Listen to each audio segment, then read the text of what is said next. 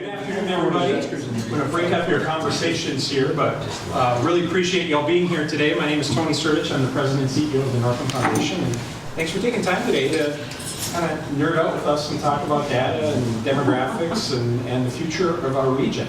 So, as I said, I'm the president of the Northspan Foundation, and our mission is to support northeastern Minnesota people and communities, working towards a future where everyone feels like they can belong and thrive. Thrive is a word that many people are using these days, and I think everybody would probably have a different definition of what thriving means to them based on who you are, your values, your life experiences, your ability to dream about a better future. But what we probably could agree upon is not everybody in northeastern Minnesota is thriving today. And so a big mission of our work, and I think many of you in this room. And so we're going to talk a bit about what we're going to do today. But before we do that, you all probably know each other because it's International Falls in a small town. You let Bacchus come sometimes, whatever. But you got some interlopers here from other parts of our region, so if we quickly go around the room just to know who's in the room, name, title, keep it brief, and we'll keep it going. And we'll start with Paul. Oh, Paul Edlin, Coaching Economic Development Authority. Ashton Hall, Rayland Medical Center. And Northland Foundation Workers. important to me. I didn't know if I was supposed to say it. Important to me. Jackie Daigle, just a concerned citizen, but also Secretary Treasurer for the Cushing Technology Initiative. My favorite county, concerned citizen. Love it. Bob DeGrosse, also just president of International Falls. Thanks for jump to this, Dale. Lori Kangas-Olsen. I'm with the Aging Division of the Arrowhead Regional Development Commission.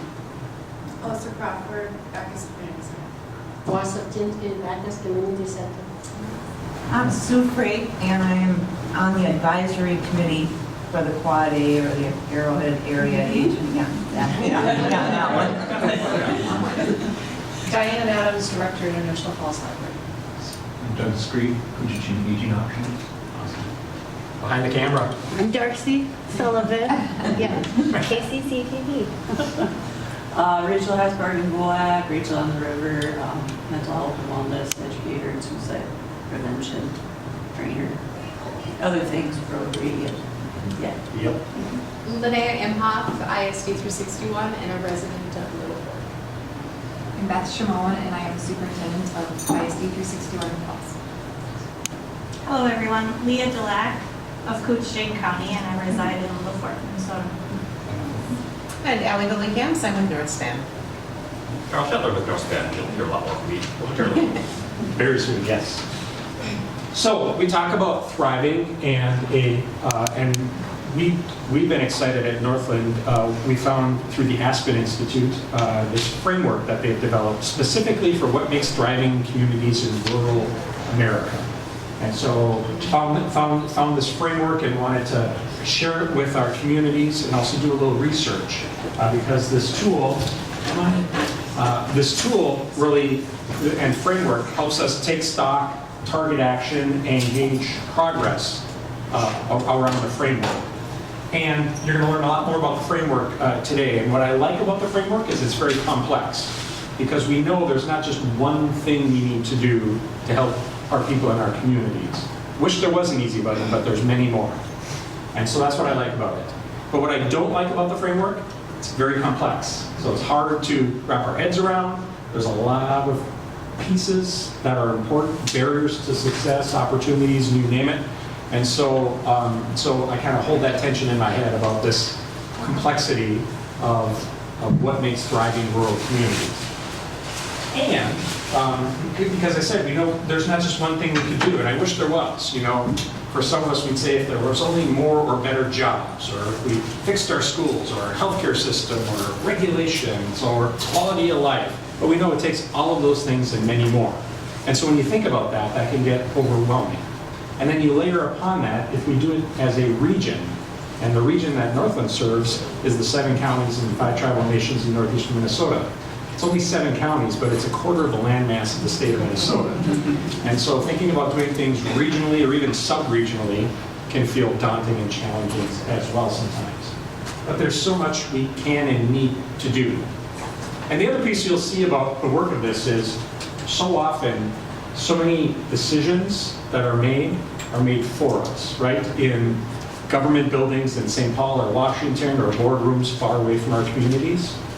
This framework and what we're going to talk about and focus on is really about those things that we can control ourselves. And there's so much of that I think we forget sometimes that we have control over or agency over as communities and people. And so we focus a lot on what those aspects of what making thriving is, because that's in our own agency and control. Now, Carl's going to spend a long time talking about our demographics, talking about our framework here, and you're going to get a lot of data. And some of it may surprise you, some of it did for me, and some may reaffirm what you already know.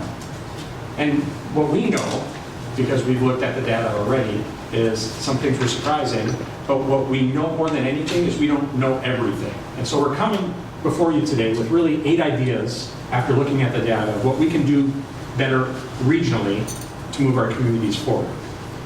We don't know if they're the right 8 ideas or not, but we wanted to get the conversation rolling, and that's why we're traveling all across our region, because we're going to talk at you at the first part, but more importantly than that, you're hopefully going to share a lot of feedback with us about where we're right, where we got it wrong, and fill in some of the gaps.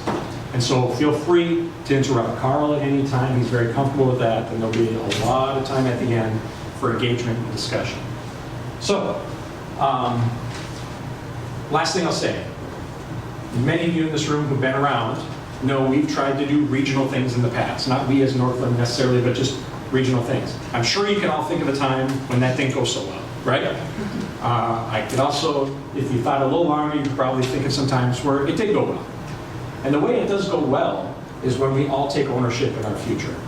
There's not going to be one entity, one project, one anything that's going to solve all of our problems. So it's going to take all of us working together in different ways than we have in the past. And the way I know that is, we need to honor the past and learn from the past. But if we just keep doing the same things that we've done in the past, we're going to end up right back in the same spot we are today, which might be good for some people, but not for everyone. And so, I say all that not to freak us out and not to bring us down, because I'm hopeful about our future. And the reason I'm hopeful about our future is you all showed up today on a beautiful, gorgeous day out. But you all showed up this afternoon, and 50 of your neighbors showed up in Mountain Iron this morning, where we were at, and leaned in and wanted to have this conversation, I believe, because they want a better future too. And so, you're the reason I'm hopeful for the future. Now I'm going to spoil the end of Carl's presentation right now. Because the big question we've gotten, and we've done these listening sessions all across our region thus far, the big question we hear is, what's next? And the answer is, you don't know yet. Once again, Northspan, Northland Foundation aren't really owning this. We're bringing the information to communities and seeing what bubbles up and what the ideas are. So you'll have to stay tuned for that. And what's next really is up to all of us. And so I don't have that answer to that question, but we'll talk about the path forward at the end of Carl's presentation. So I'll introduce Carl, who's VP at Northspan, who's been our partner in all this and has led all of the research. And he's going to take it over from here. So hard questions go to Carl, and we'll get the ball rolling on the presentation. Thanks again, all, for being here. I'm going to grab a couple of cookies. Help yourself to more cookies and coffee as Carl presents. And thanks for being here again. Great. Thank you, Tony. We'll get started on an overview of our analysis of Northeast Minnesota and Thriving Rural Communities Framework. So, sense of where we're going here, give a little background. Tony's already given quite a bit, but sense of what this is all about. We'll spend some time on some data, some regional indicators, seeing how things are just generally going in this region. Then we'll talk a little bit more about the Thriving Rural Framework, what it really involves. Then spend the bulk of our time today on the 8 gaps that we have really identified as these 8 areas for action that we think we can take as a region to address some of the issues that we found through the framework. And after that, we'll have a chance to have some discussion. We'll bring up Allie here. She'll lead some group discussion. Then we'll also have a time to write some stuff on all the pieces of paper that you see up around the room here and give them a chance to have some more interaction and chances for you to discuss with each other too. So that's where we're going over the next hour, hour and a half here. And a little bit of background, as Tony was sharing, this is something that's been going on for about a year now. Northland Foundation heard about this framework from the Aspen Institute and brought it to us at Northspan to do some regional analysis. And we think that the The tool is a unique one. It's a relatively new tool. To our knowledge, we're the first region to really systematically use this. Other people are using bits and pieces or using it in certain ways, but we're taking this and applying it to Northeast Minnesota to understand where we are. So when we say the phrase Northeast Minnesota, we're referring to a 7-county region, the same 7 counties that are served by the Northland Foundation. That region also includes parts or all of 5 native nations. You can see them up there in green on the map, all sharing this same very large geography. And we really want to emphasize that we're going into this work with a spirit of humility. We know that we don't know all the answers. We have a research team of many people at Northspan, but we're only still 10-ish people working on this. It's a broad and complex framework. We'll get into just how difficult it is to work through some of the pieces in a little bit. And it's often qualitative too. A lot of the research was looking around at different communities and seeing what's going on here, what's there, are there initiatives addressing some of these issues. And so it is very broad, and we obviously don't know exactly what's going on in every single community across this very large region. So we recognize that. We know that we're going to be missing some things. But this is why we're coming out and having discussions like this, because this is really just a conversation starter, get more input, get more collective buy-in here. And we really invite you to help us explore and address these challenges, because as Tony was saying, at the end of the day, either Northland or Northspan is going to really own the product here. Certainly we'll have pieces that we are addressing through our organizations, but it's going to take everyone here to pick up different parts and run with it all. And if we want to see substantial progress, it'll take many partners and different ways of doing things. All right, I'm going to give a little bit of background on some pieces of the framework now, and we're going to start with the concept of a rural development hub. So this is something that Aspen proposes as this place-based group that is really working and acting at a scale where it can drive meaningful change in rural areas. This is a reality of rural communities, quite small. The power that you have to affect regional change or systemic changes can be pretty limited. So when you're thinking and working at a regional level, you have more opportunity to get up to the scale where that actually can matter. Come together for discovery and dialogue like this, and to talk through some of the issues we face. The rural development hubs are really rooted in the region. So the people who are engaged and doing the work are people who live here, work here, really understand what's going on in the communities on a day-to-day basis, not just coming in, getting a product, and jetting back out.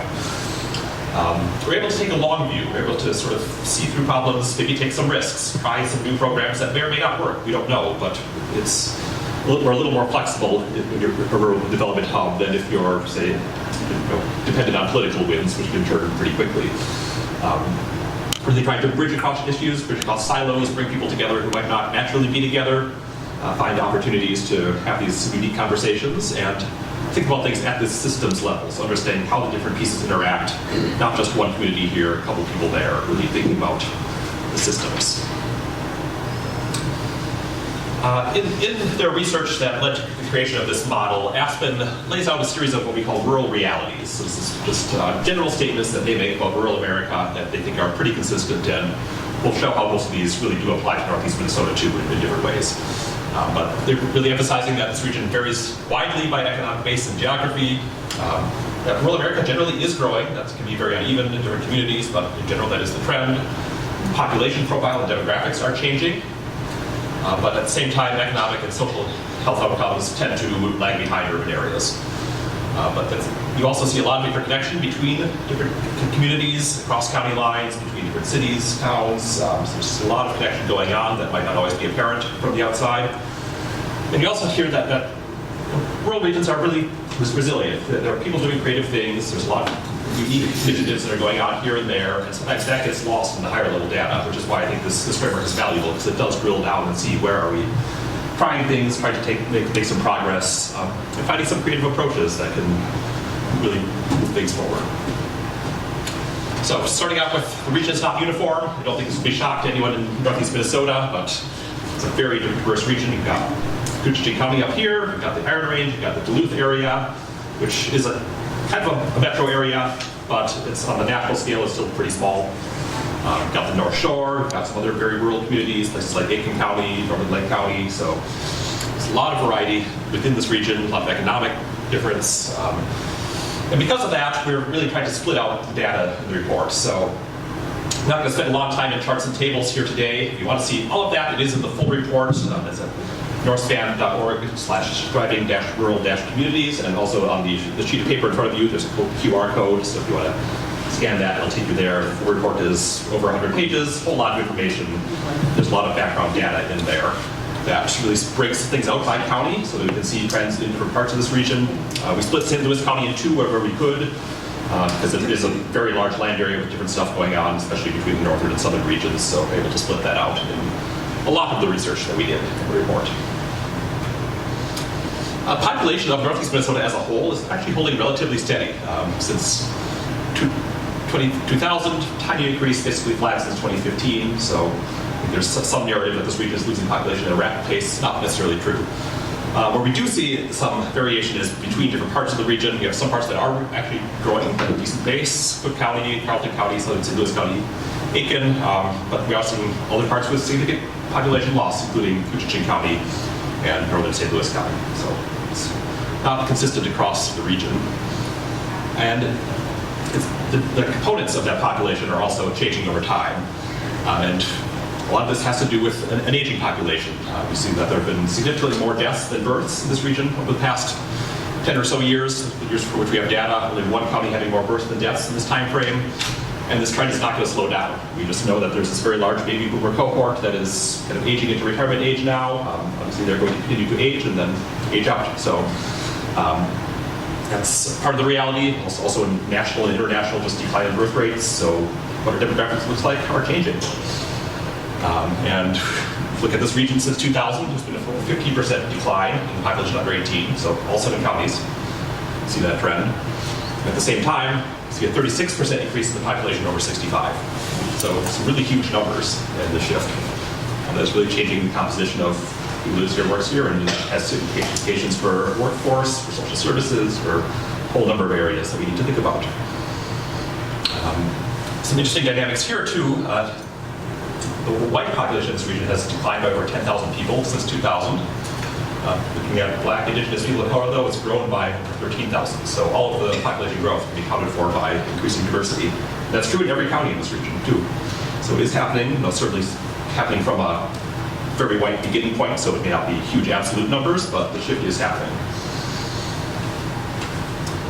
Another thing that we really like to emphasize here that I think surprised some of us when we did this initial research too is that this region is adding residents through migration.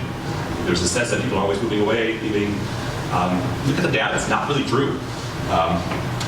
We net 500 residents per year. That has accelerated to over 1,000 per year since the start of the pandemic. It was true that counties were adding population in 5 of the counties before the pandemic. It's true in all 7 post-pandemic. So even here, they're adding more migrants than you're losing. So the population change, overall change, in fact, is really just driven by births and deaths. That balance there.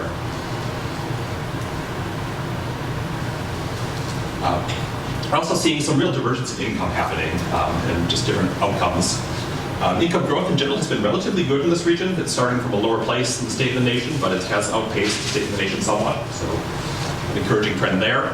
But at the same time, poverty is also growing faster. So what you're seeing here is you're seeing a number of people who are doing better, a number of people who are doing worse, and then you can see this hollowing out of the middle ground. And interestingly, so this sort of extremes in the split is actually most pronounced in some of the areas that are growing. So look at Cook County, St. Louis County, Carleton County, that's where it's happening the most, but it's happening a bit everywhere. Also seeing some real strain in the housing market in this region over this time. A couple of reasons for that. One is just household size is shrinking. So we have more people who are living alone. People are having fewer children. You have seniors who are living longer. So you just have more 1- and 2-person households in general. So even though you may have the same number of people, you need more units to house those numbers of people because they want their own units. At the same time, certainly true in this region, you see a large increase in numbers of vacation homes, second homes. And so while there may be a lot of construction or housing development happening, it's not necessarily going to people who live here full time. And so because of that, you see this real strain on the market. You see a tight housing market. There's just not a lot of supply out there. And that just means that you have more people competing for fewer houses. That's been right on prices. So it's a real challenge there, and there's just been a lot of research in the housing space over the past decade or so that is really showing that we just need more units, period, to address all these housing challenges that we have. Health indicators, there are a lot of different indicators out there, and I won't go too deep into them here. There are more in the report, but in general, Northeast Minnesota does relatively well in things related to clinical care access. So in terms of number of providers per resident of the area, it's relatively good. Education, or at least high school degree attainment, is relatively good in this region. Physical environment, access to outdoor recreation, unsurprisingly very good in this region, so people appreciate that. But we also see some real lagging health behaviors, things around preventative health, just accessing the care that's available. Some issues, obviously poverty ties into that. Some challenges with substance abuse, addiction, and just a higher than average number of people reporting poor physical or mental health days. So people struggling with a number of those issues. This region is also very interconnected. So every county in the region, at least 20% of the workforce does not work in that same county. So even here, I think over 20% of people who live here are driving out to work, and you have a number coming in too. So you see that there are these pretty dense connections between different counties, different parts of the region. Some parts of the region that's very even more true. We're 50% in 3 counties, a lot going into and out of St. Louis as kind of as a central hub of the region. But even in very rural communities, there's a lot of people driving long distances to work, access other services, and a lot of connection that may not be always obvious if you're just looking from a high level. All right, so just to kind of pull this background data piece together, we'll just revisit some of those rural realities that we presented at the start. So rural America, according to Aspen, has this wide variety of economic base and geography. Certainly you see that in Northeast Minnesota. This growing population, or at least growing somewhat, but that's not consistent in all places. The population profile is changing, aging population, increased diversity. In general, some lagging outcomes in economic, social, and health factors. A lot of interconnections between the region, and a lot of great stories going on that we'll start to get into in a little bit here. But before we go further, happy to take any questions on this background research data portion. Question would be, what cities in Coochin County have you visited or plan to visit? So we are having this session in International Falls right now. I think a lot of this is also rooted in work that we've done over the years out here. Across the whole county over time. So this is the only engagement session specifically for this piece right now, but there may be more. And yes. Yeah. Do you have statistics on people who work remotely? There is a little bit there. We're kind of in the infancy of that data. There is some, and so we're able to put some. We didn't go deep into that in the report, but certainly it is a factor, and it is increased, and you see it in some of the population numbers. So it's happening, yeah. One thing that I noticed as I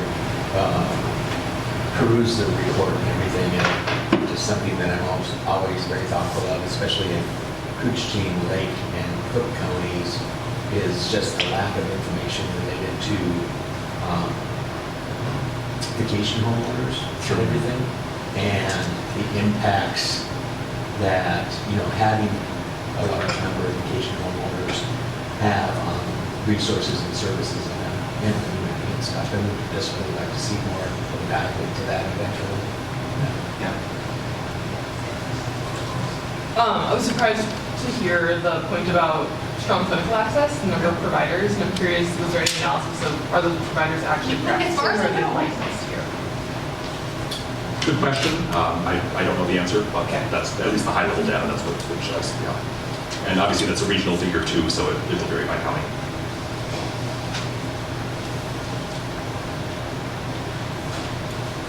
Other questions?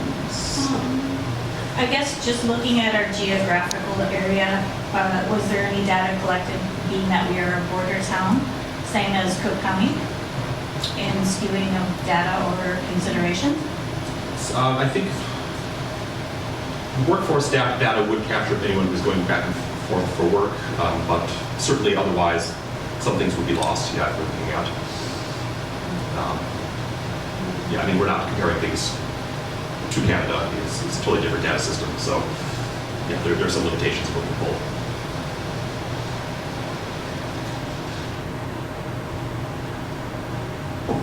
I would think that like when you look at housing issue. And then you look at the people like in Aiken and Carlton, like, so people are finding housing there, but they're not working there. They're going to other counties, but that's where they can get affordable housing, is what I'm reading out of That there. could certainly be the case, yes. I think there's certainly been more housing development in some of those areas than in, for example, in Duluth or other locations. Right. So, yeah, we certainly see commuters that way. Yeah.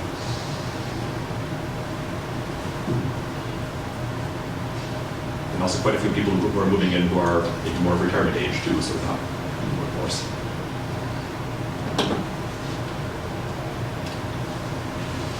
All right, keep us moving along here, but the next portion is going to talk a little bit more about the framework for thriving rural communities. So this framework, as we've been saying, is a tool from the Aspen Institute and its Community Strategies Group. And it's really trying to help regions understand where they are, take stock, figure out where they can take some action, and then start having some real progress on some of these issues that they face. It involves 20 building blocks. I'll put them up in a moment so you have some sense of what this all is, and divided into local and systems level areas. And there are 3 foundational elements, which we'll talk about in a moment too.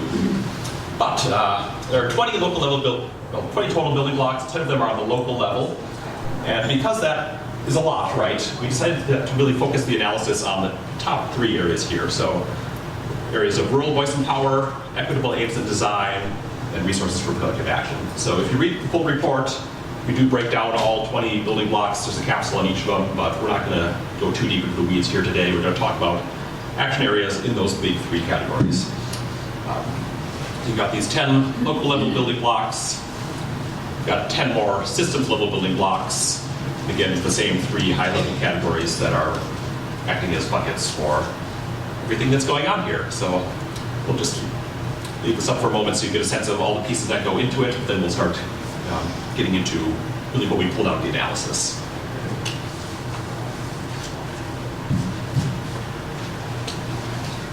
And then underlying those 20 building blocks are 3 of what Aspen calls these foundational elements, so 3 pieces that really kind of work their way into all 20 somehow and affect outcomes in all of them. First being place equity. So how is there equity between different communities, between urban and rural, between large communities, small communities? So how does geography affect outcomes in communities?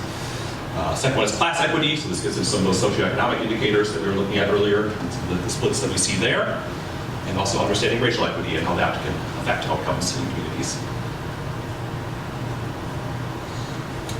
And as I was mentioning, all 20 of these building blocks can be complex to wade into all of them. So our goal here today is to focus on gaps that we see coming out of all 20 of these analyses, looking at the whole picture and then understanding, okay, here are some areas in these 3 big categories where we can propose some action. So there's 3 categories again: rural voice and power, equitable aims and design, and resources for productive action.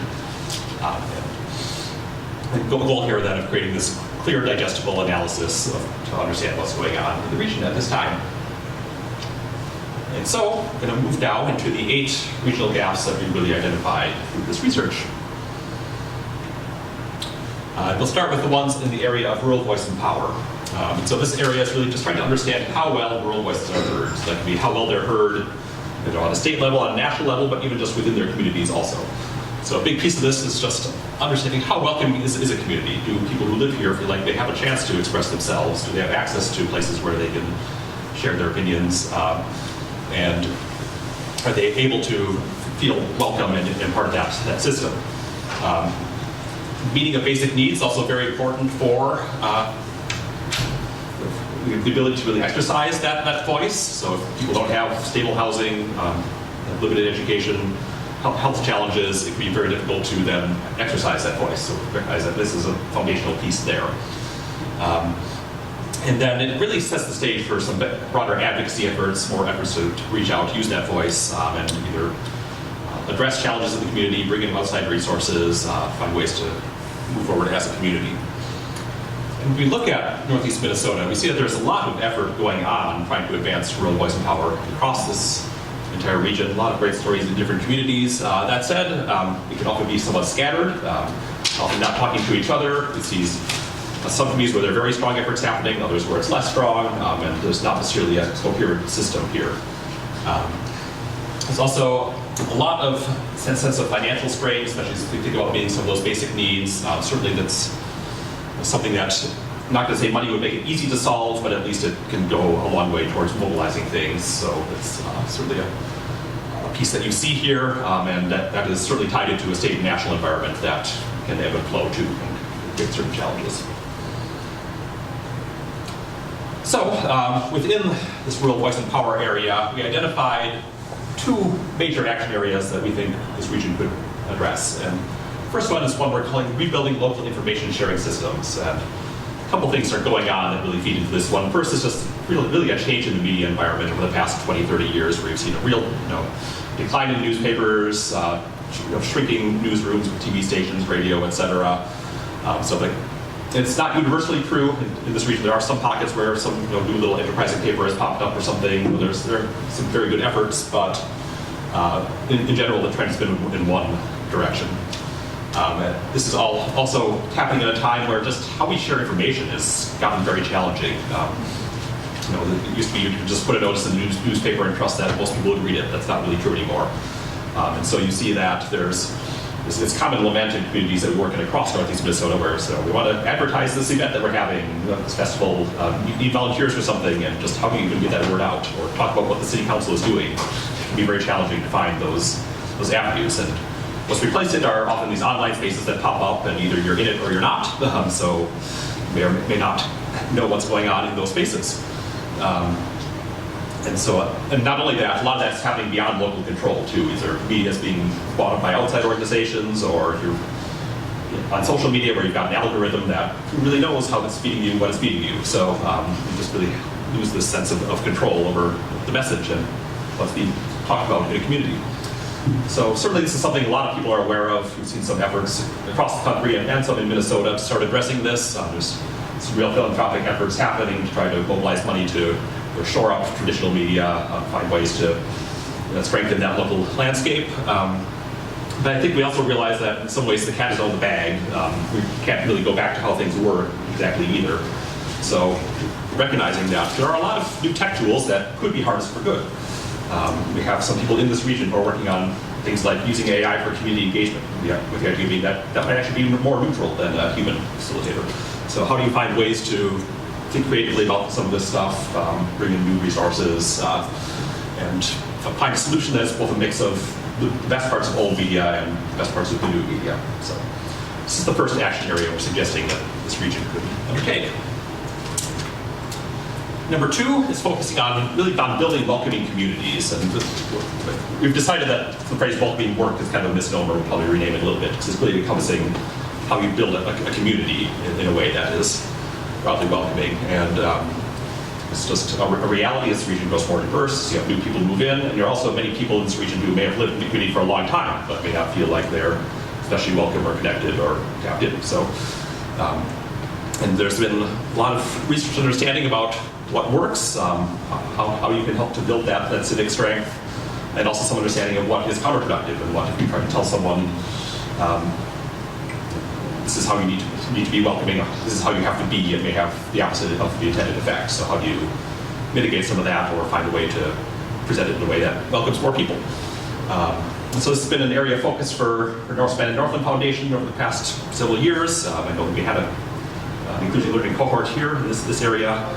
Some of you may have been involved in, but we're recognizing that now that we've done some things like this, it's time for the next stage. So how do we expand some of these efforts, sustain them, create some regional connections so people aren't just on islands in one community or another doing these little efforts, collecting data and understanding what works, and building new programming as necessary. So that is action area number 2. What are you considering shifting the label to? I'm not sure we have a good answer yet. It would take suggestions. We had some feedback that the word work really felt like workforce, like that was targeted toward workforce. Which is definitely a part of it, but it's not all of it. Yeah, so any ideas would be awesome.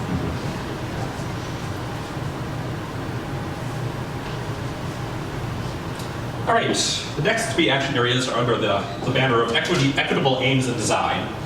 This is one that looks at the existing economic development assets in the region, the connections between outcomes, quality of life, and creating this culture that values everyone's needs, desires, and feel like they are heard in the aims and designs that the region has. This one is kind of uniquely challenging because we saw in the previous one, there were a lot of things that money could help. I mean, I'm not going to say it's going to fix everything, but it could make substantial progress. In general, the questions here are around questions of values, which can be a lot more challenging to work through because those are things that people hold deeply. And when there are disagreements there, it can really undermine any possibility for regional action because people are often their own camps and not communicating across these differences. So it will take a lot more than money to solve. And this really comes out in Action Area 3, which is something we hear about consistently across Northeast Minnesota, which is what we see. It's a need for some intentional dialogue across the region's most divisive topic, at least in the worlds of community and economic development, which is really this divide between large-scale economic development and environmental concerns. This probably comes out most obviously in some of the debates around non-ferrous mining versus the environment that we see on the Iron Range area. But at the same time, you're seeing this in Hermantown with the proposed data center. You're seeing this with housing developments across the region. You're seeing it with proposed wood products facility that was supposed to go to Itasca County a couple years ago and did not. So, and you really see that there's very little good faith discussion happening in any of this. I mean, every now and then there might be a state hearing where people on one side of the issue will come in and say their piece, people on the other side will go and say their piece. There's no real discussion across it. The forum is controlled by someone outside the region. So it's really not focusing on building that community here. So obviously this is a challenging thing to do because people have very strong opinions and deeply held, but this is a space where we see an opportunity. There's a very important role for tribal nations within it, which we'll get into more in the next action area. And there are avenues that can meet both outcomes here. There are some projects out there that could both advance economic development and help support the environment. One example we have listed here is Natural Resources Research Institute, located in this region, is working on a green steel initiative. So how can we make the steel making process much greener? Okay. So there are opportunities, that's just one. Who knows how they'll all work out, but this is a space where there's an opportunity to get something done. That's Action Area 3. Number 4 is really looking at forming this rural tribal alliance as an opportunity to have discussions between tribal nations, their governments, and other government entities or communities in Northeast Minnesota. I think there's a long history of incomplete understanding and conflict between Native nations and their neighbors in this region. Communication is not consistent. Sometimes the tribes leave these interactions feeling very tokenized, like they haven't been heard at all or been even used as props. And so there's certainly a challenging culture here. At the same time, there are a lot of shared challenges between tribal nations and their neighbors too. Things around taxes, around childcare, housing, a lot of the big topics that we hear, there are issues everywhere. So we propose that we can have some sort of regular working group that is working to address some of these issues across these boundaries that we have stronger discussions ahead of time, create a space just to have them so that when a more controversial project does come along, you have a space to talk about it. It doesn't mean it's going to be easy to come to a resolution, but it's at least a space to start making that effort. And the opportunity to have some stronger consultations could lead to agreements that build more win-win arrangements. So that is the 4th action area. Are you doing any engagement sessions with the tribal nations? Yes, we did one specifically with their tribal planners, and obviously we have seen some of them at some of our other sessions too. So yes. Action Area 5 is really focused on housing, and you notice that in a lot of these action areas, we're really trying to go to root causes, deeper issues. We're not necessarily, we could sit here and list out education, healthcare, childcare, workforce development. I mean, they're all issues, right? They're all very important. But we're spending a lot of time trying to go upstream of some of those to the system that we need just to address them. There's one exception, and we pulled out this one because we thought in all background research in the engagement, this is the one that is coming out the loudest in this region, and it's around housing. Housing is a very complex issue. It's an issue across the region. It's also usually residents' largest cost in their lives, so it's a huge impact on everyone. And if you don't have stable housing or quality housing, it makes basically everything else very, very hard. So it's just really a foundational issue so many things, and the housing market is very complex, and there's a lot of different pieces that feed into it, different regulation, construction costs, zoning rules, and so on. Many of which exist for good reasons. We want safety standards, we have certain things that we like about our communities that we might want to keep, but when you add it all up, it can create this environment where it is very, very difficult to get projects done.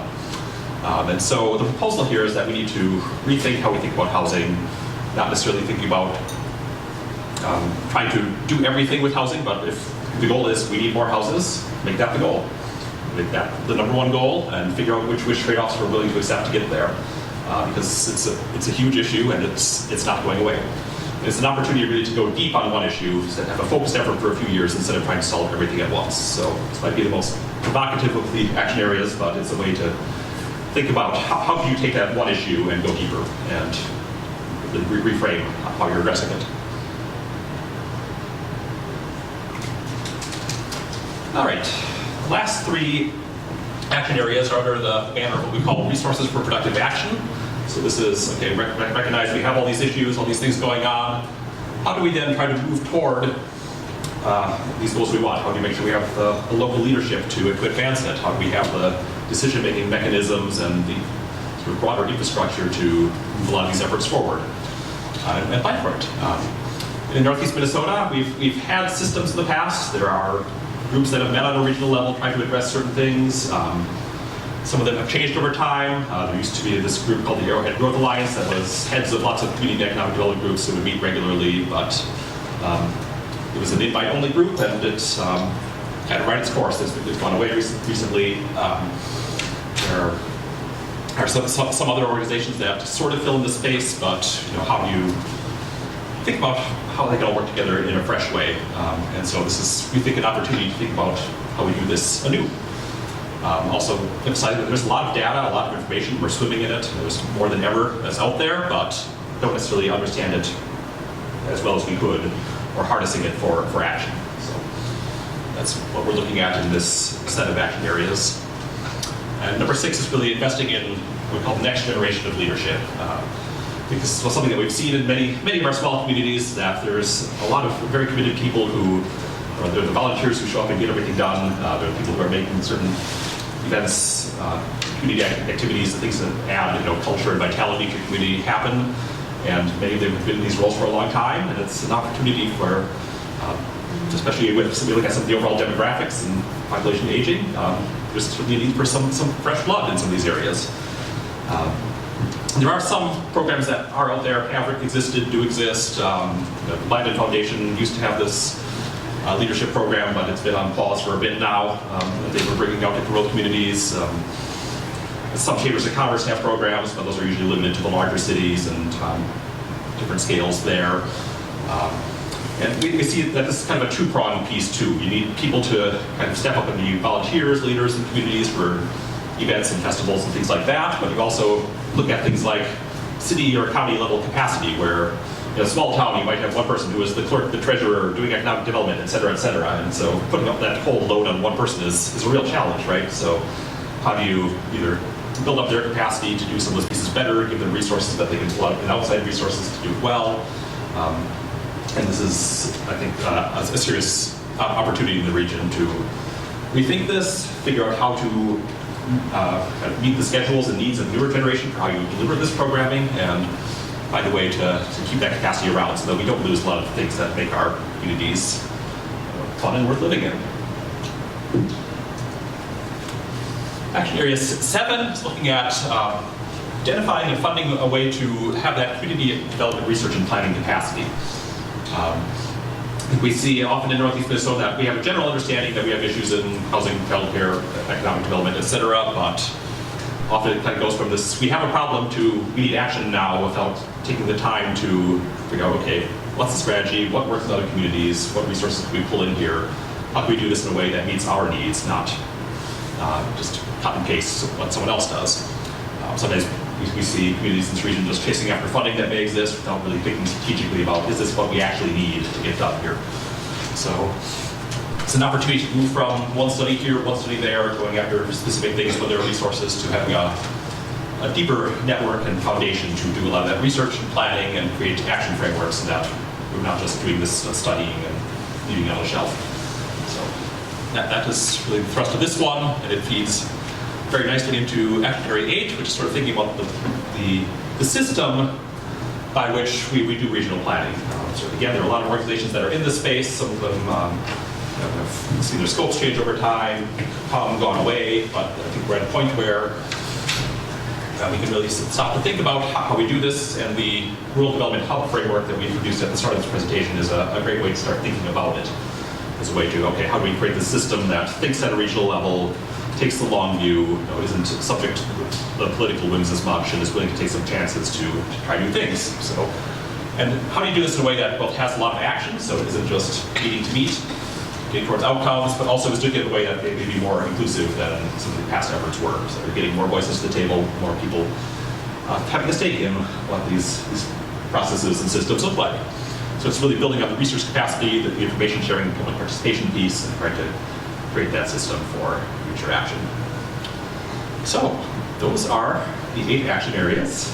We'll have an opportunity to have a discussion and feedback in a moment here, but in the meantime, we'll just talk a little bit about what's coming up. So this is the 6th of 8 engagement sessions. As we mentioned, there's a website which you can go to. Also has the code on your handout there if you want to go.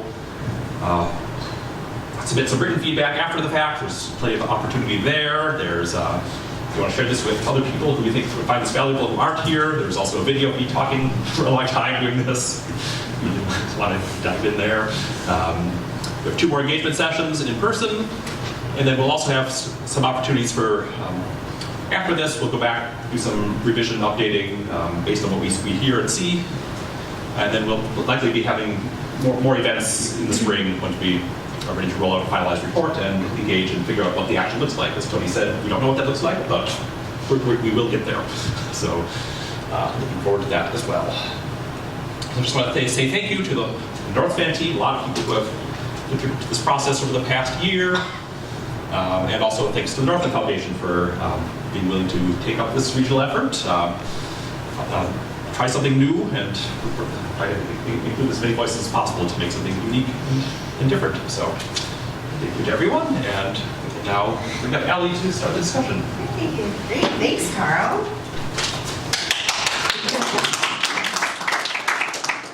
We're having some wow challenges here, as you can see. So I want to make sure that we give you a full 30 minutes to provide some feedback on the sheets around the room, but we do want to have just a quick sort of bring everyone together discussion.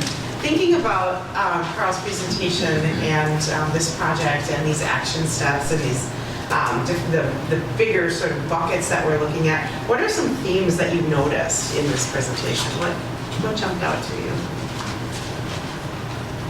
Regional rather than local decision making. Regional? Yeah, that's good.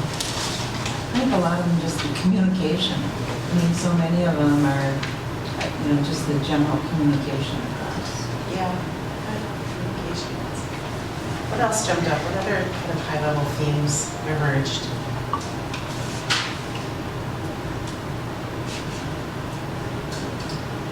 I think we're starting to see the transition of the population of Duluth with a lot of changes that have taken place in the past decades. They're slowly moving out into the region. Sure. They haven't reached us yet, but Sure. will they within the reasonable time in each year?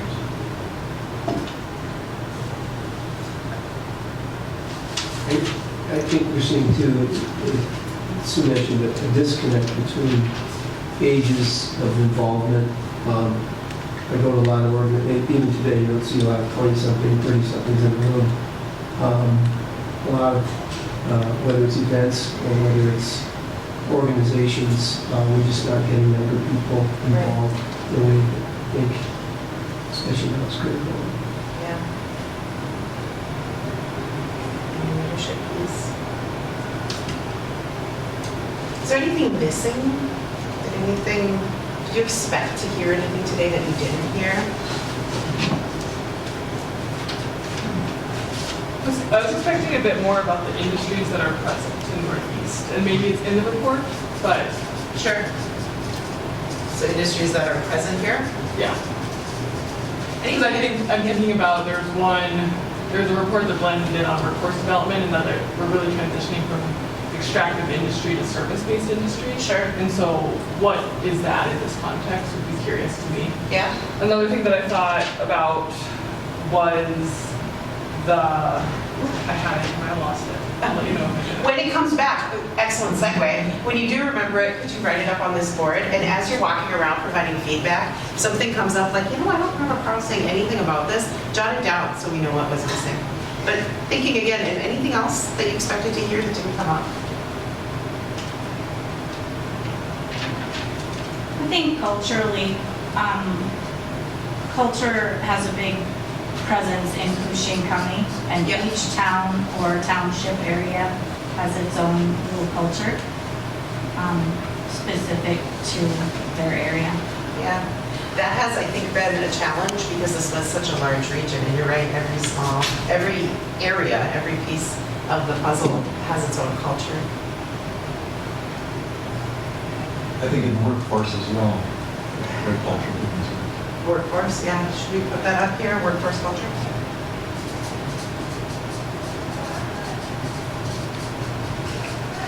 So thinking about these action areas, they're listed on the sheet in front of you there. Which one looks the most interesting or exciting? I want to dive into it. Wasn't fun.